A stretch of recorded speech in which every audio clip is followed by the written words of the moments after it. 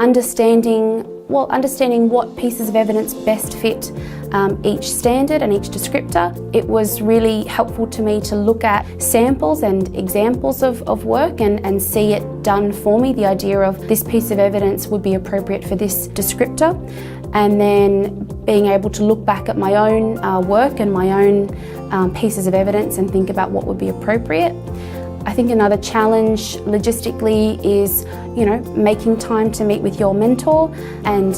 getting that constant feedback. The demands of a busy day for two teachers can make that a challenge sometimes, and just creating a rapport where you can have an informal discussion or sit down and go through things in detail means that it kind of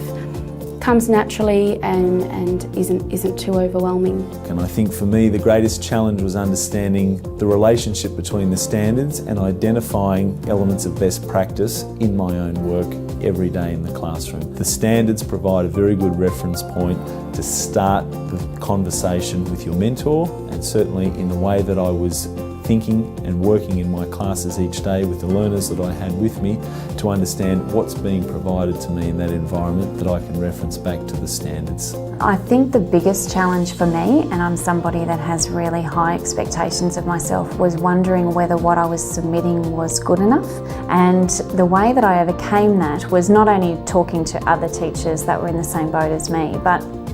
I think I slowly realised in that first 2 years that it wasn't necessarily about quality, and it was about using the standards to show that things like using the syllabus, engaging in professional learning, having collegial discussions, all of those things, I was proving that I was improving my practice by doing those things. Not necessarily, I didn't need to know it all